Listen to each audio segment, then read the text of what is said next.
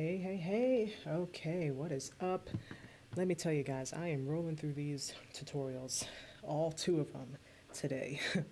I know it's been a few months, but I moved into a new office this week after John moved out, so I actually have a door to close now, so I can kind of focus more and roll through my work a little bit easier.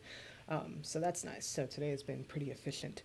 Um, so I'm going to show you guys today how to um, work with your motion, your effect controls and your motion settings. So position, scale, rotation, things like that. So mostly I'm going to be talking about is keyframing. So let me fix my workspace so you guys can actually see. Here we go. I have two monitors set up, so I had the other one set on the other monitor, but I'm only recording on this monitor. Um, so what I'm going to do is show you guys how I do keyframing. So most people don't really know how to keyframe correctly, and a lot of people want to learn how to do that. So it's actually pretty easy. Once you kind of get the basic gist of it, it's pretty easy. So what you're going to do, I actually remember helping a church do video announcements one time, and I didn't know how to do keyframing properly, and their video person, their video guy showed me how to do it really quick, and I got it right away. Um, so yeah, it's pretty simple. So I'm going to be using these video announcements here to do that. I can send this photo so you guys can work with me so you guys can follow along with me as I do this training. So I'll jump right in.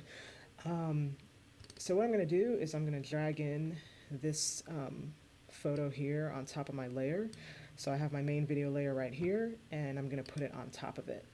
And so you already see it's way too big, so I'm going to go over to my effect controls. I'm going to toggle down motion, and I'm going to need to scale it down like a lot, all right? So what I'm doing is I have my mouse here, my cursor here, and I'm actually just holding and dragging the numbers down. So I'm going to drag it down to about right there, 38. And yeah, so that's good. And if I come right here, if I bring my mouse over here to the edge of that clip, you'll see a little red bracket. And if you hold down, you can drag it out to where it needs to be. So what I'm going to do is, well, what I want to do, I'll show you what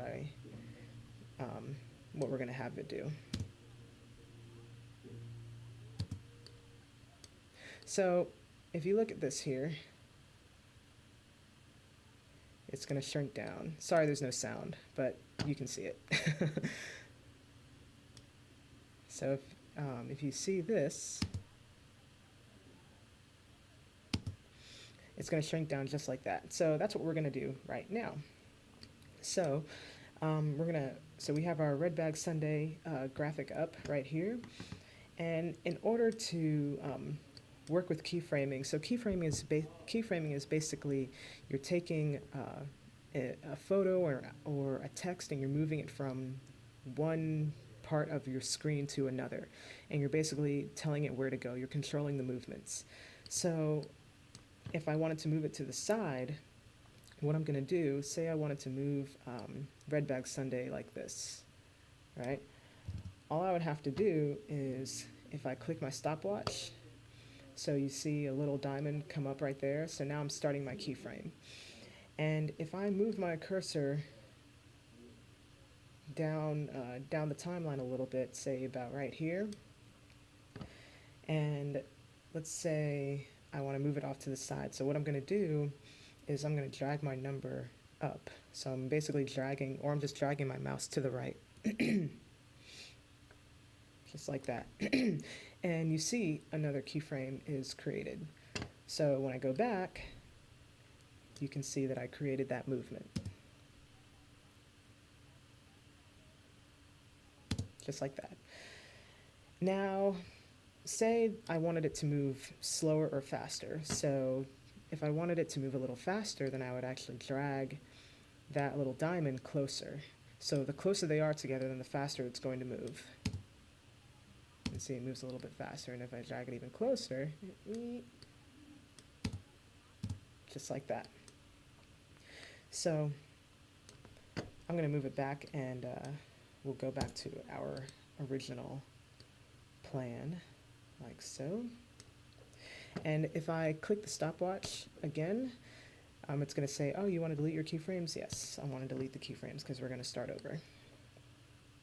So what I'm going to do is, just like I showed you, move that keyframe. We're going to scale it down, and then we're going to move it to the side just like that. This is what I do in a lot of the video announcements. So in order to do that, you can't hear the video right now, so I'm not going to go over, well, when she says this, I'm just going to show you how to make the keyframe. So I'm going to go to my position, and then I'm also going to go to my scale function. Now, let me actually show you what the scale function does really quick. Your scale function scales it smaller, bigger, right? Pretty simple. So I'm going to click the stopwatch of my scale function and my position. So I haven't created any movement yet with the scale, so that's why you don't see a diamond there. Okay. Now what I'm going to do is I'm going to move my cursor up just a little bit, and I'm going to bring down the scale number. So I'm going to drag it down like this. All right. And so you see the keyframe is being created. And then what I'm also going to do is, if I click on motion right here, if I click on this wire, then you'll see little wireframes come up, and that means that I'll be able to move it wherever I want. See? So you see the line, the little dotted line there, it's tracking my movement, it's tracking my keyframe. So as soon as I let go of the mouse, then it's going to say, oh, you want to move it here. Okay. So let's just say I want to move it right here. So what's going to happen, so I accidentally let go of the mouse while I was showing you guys that example, so I'll do that again really quick.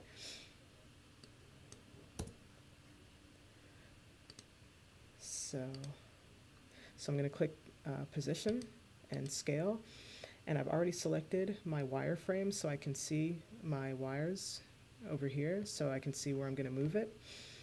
And I'm going to move up a little bit. And then what I'm going to do is scale that number down like this. And then I'm going to let go of my mouse, of the mouse click. And then I'm also going to actually take my cursor on the actual image, and I'm going to drag it over to the side. So now I'm just manually dragging it. And see, the line is tracking my motion, and now I'm going to let go. And there it created that keyframe. So if I go back, now that's extremely slow. So we don't want it that slow. So what I'm going to do is highlight these two diamonds here, and I'm going to bring them a little closer together. So now you see when this goes through here, that's when it's doing the movement. And that's still too slow, so I'm going to move it a little closer. So that's about the speed we want. Now, just like that.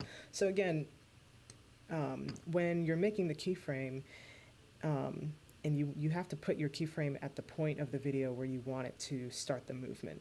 So you don't want if you don't want your movement to start at the very beginning of the frame, then you shouldn't put your keyframe at the very beginning, because as soon as it goes past these little diamonds, that's when it's going to start the movement. So I want it to start the movement at this point in the clip, right? And I want it to shrink down so I can see her talking. So I'm going to move it right there, just like that. And that's pretty much keyframing. So your other functions that you have in your effect controls are your motion, your opacity. So keyframing, it works the same way in all the other ones. So I don't typically use motion very much, or not motion, rotation very often. Maybe every once in a while if I'm creating a text or something like that. But I've rarely keyframe a rotation effect, not in Premiere at least, maybe in After Effects. And then you have your opacity. So your opacity, if you're familiar with Photoshop, your opacity is, how transparent you want your image to be, like so. And you can also keyframe that. So let's say so I have a diamond created here, and let's say I want my opacity to go to 48%. So you already see that it's going. So there's different things you can do with that. So it's really just trial and error. I encourage you guys to kind of mess around with it, mess around with the keyframing. This is just one way of doing it. I can show you guys another way, maybe another time, in After Effects. But if you know keyframing in Premiere, then you'll know keyframing in something like After Effects, because After Effects is pretty much all keyframing. So hope this helps. Hope you guys learned a little something. Please let me know if you have any questions.